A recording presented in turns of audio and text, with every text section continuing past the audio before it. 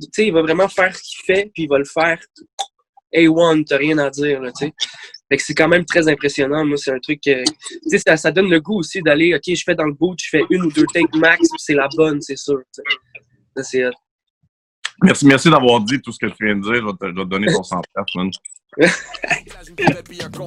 un stylo, un œuf façonné qui soit un compas. NHL 2020 sur ma nouvelle console. J'ai la signature de Jolin sur mon nouveau contrat. J'ai ma passe de saison du zoo de Saint-Félicien.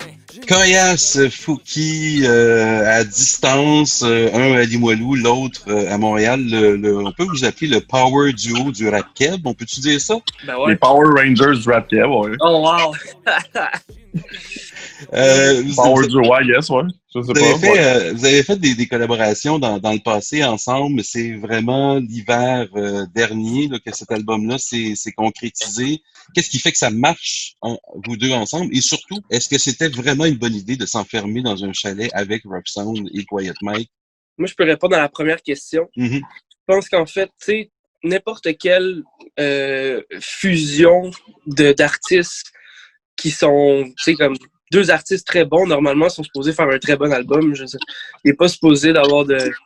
Tu sais, avec n'importe qui ferait un album, que la personne est très bon et capable de... Tu sais, c'est sûr que ça donnerait peut-être pas le même album, mais je pense que c'est toujours possible de faire un bon album avec une personne qui est talentueuse. Ouais, mais en même temps, on s'est pas cassé la tête longtemps. On dirait que ça allait de toi, genre.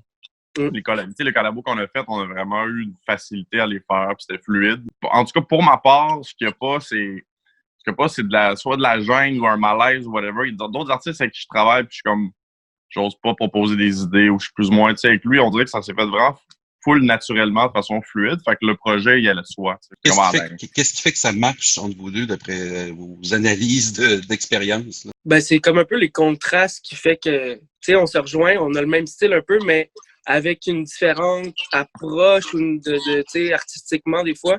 Mm-hmm. Fait, mais en gardant un fond qui est quand même semblable, tu sais. Fait que je pense que c'est ça qui fait que ça donne un bon merch, là. Ouais, ce qu'on a de similaire, c'est qu'on n'est pas trop, c'est pas trop différent, mettons, dans l'approche au niveau du degré quand on rappe, quand on approche des chansons. Ça reste assez simple, assez premier degré. Alors, en étant coloré aussi, sans que ce soit plate, mais tu sais, c'est un peu de cette façon-là qu'on approche les chansons. Puis ça va, tu sais, on s'entend vraiment toujours bien sur comment on va approcher les tonnes. Puis, c'est ça. Puis en plus, ben, je sais pas, moi, j'ai toujours voulu travailler un album collectif. Puis je m'étais dit à un moment donné, avec une couple de rappers, peut-être faire un projet, mais un projet duo, c'est encore mieux, vu qu'il y a moins de tête sur un projet. Puis c'est la meilleure occasion de le faire avec lui parce que justement, on a fait des collabos qui avaient bien fonctionné. Fait que ça allait de soi. Puis c'est un peu comme j'ai déjà dit dans d'autres entrevues, tu sais, il y a beaucoup de... Il n'y a pas de temps, en fait, mais il y a une couple de rappeurs américains qui ont fait des albums duo, mettons, de deux gars de deux groupes différents, comme Redman, Method Man, par exemple. Puis j'ai toujours aimé ça. Puis ça a toujours fait beaucoup de bruit, justement, sans faire de jeu de mots. Quand les artistes le faisaient, quand Redman et Method Man sont arrivés, genre, ça a tout pété. Là, tout le monde était comme, ouais. C'est deux ensemble, c'est malade, tu sais. Parce que quand Jay-Z, il y a eu Drake, Future. Watch the Throne aussi, c'est ça, exact. Drake, Future. Il n'y a pas eu même Young Thug, Travis Scott aussi, il me semble. Non, c'était Quavo, Travis Scott. Quavo, Travis Scott, ok, ouais. Puis il y a eu ça aussi dans le Latino Gang. Là. Moi, j'écoute un peu plus ça que Manu, je pense, là, mais il y a eu... il y a eu J Balvin puis Bad Bunny qui ont fait un projet ensemble qui a quand même pété. Là. Et l'aspect compétition de la collaboration, des fois, ça peut motiver à se surpasser. Ben c'est moi le meilleur, hein? Est-ce qu'il faut laisser l'ego de côté quand on fait un truc ensemble ou au contraire s'en servir pour stimuler la création? Non, je pense qu'il faut laisser l'ego de côté puis y aller avec le plaisir avant tout. Puis ça fait que, je sais pas, tu sais, je veux dire, t'es capable d'avoir de l'ego en gang aussi, là, tu sais, c'est facile d'une petite gang de chums, est-ce qu'on est hot, ben pourquoi ça serait pas la même chose aussi avec deux rappeurs, tu sais, tu comprends ce que je veux dire?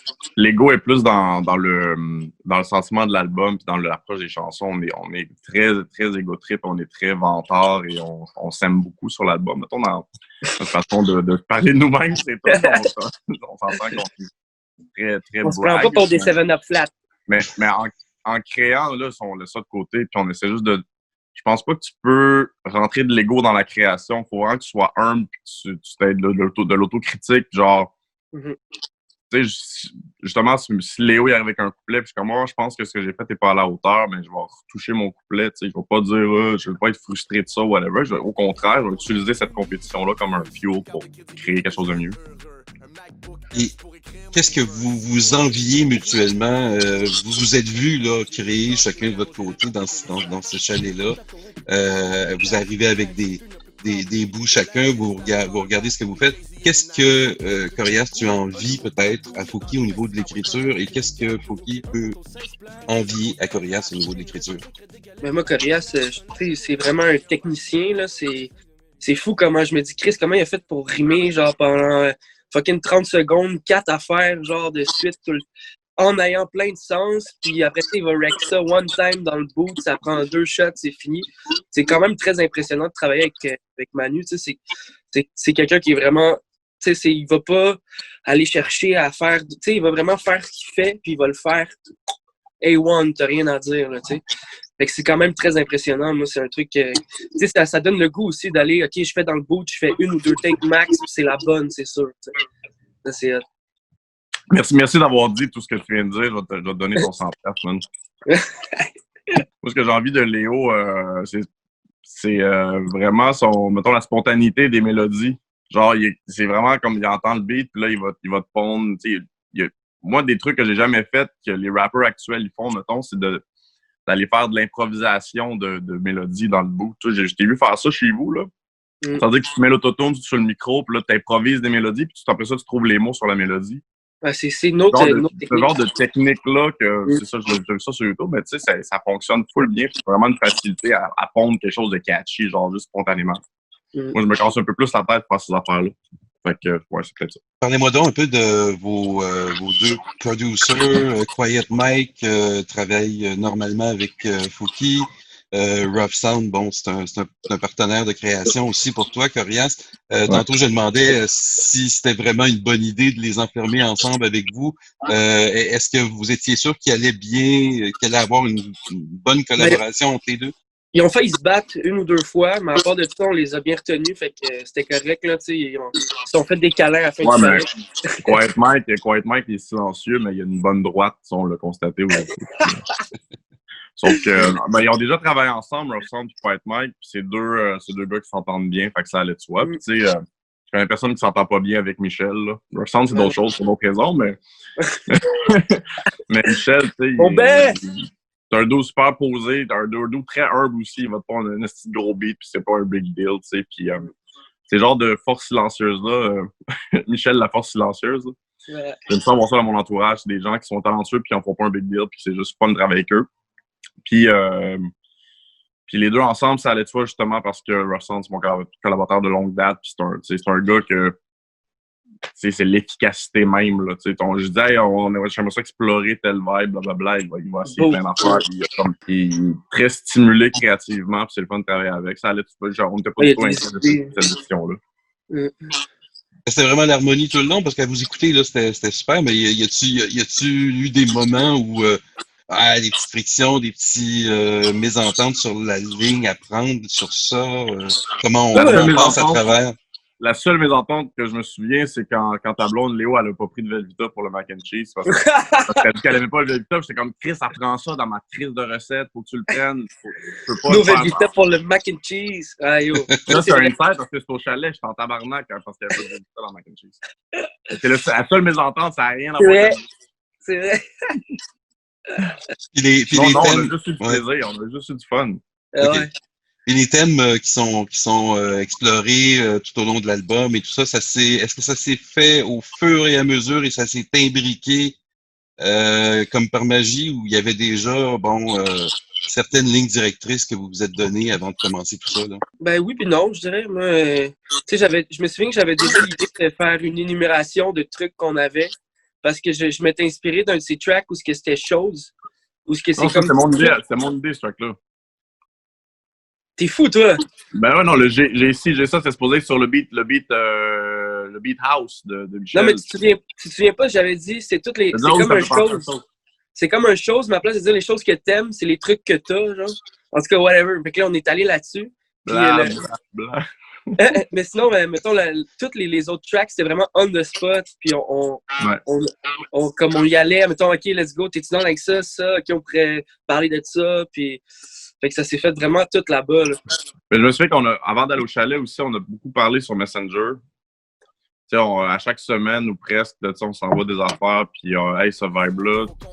Puis je me souviens qu'on s'était dit quelques sujets, mais on voulait vraiment faire des tonnes avec des sujets comme précis.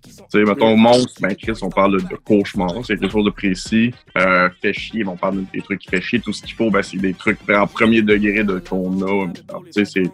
On voulait approcher des chansons de une façon très ludique, c'est-à-dire que c'est un sujet clair, puis c'est n'importe qui peut comprendre très bien. C'est au moins flou, mettons. Il y a eu une certaine préparation avant d'arriver quand même. C'était pas tout. Oui, c'est ça. On est arrivé avec quelques idées. Bon, on a parlé de ci, de ça, fait qu'on avait une base. Là, parler, les rôles sont encore en train de blablabla. Non, mais. Non, mais c'est vrai, j'avais parlé avant aussi, là, t'inquiète, mais tout a été dit. Hey, je t'ai pas compté ça. Quoi?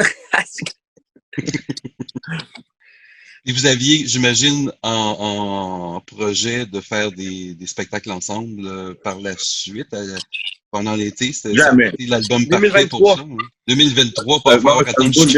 Ça se book pour l'an prochain déjà. Là. On va voir où on va. Ça devrait être correct l'an prochain. Oui, on voulait faire un show génial, pas juste un show de Guy Corias, individuellement, mais vraiment un show commun. Avec la gang d'RBO invité sur scène et tout. Ouais, exact. Tu vois, l'autre journaliste avant toi, il a dit qu'il devrait avoir un caméo dans le clip. Fait que là, merci de nous fournir en idée. Les deux. En attendant de voir ça, puis en attendant de vous voir sur scène et de célébrer comme il se doit cet album-là, on va vous souhaiter bonne chance et passer à travers en toute quiétude, sans trop d'angoisse. Merci les gars. Merci Salut. à toi. Merci. J'ai du bulldog à la lavande, des rabais pour les vacances. J'ai une grande famille, genre 12 oncles, 14 tantes. J'ai une coupe de patente, des tournevis, des planches. Un petit massage à l'huile chaude pour me détendre. J'ai ma carte du Costco, j'ai des crates de Porto, j'ai du pain de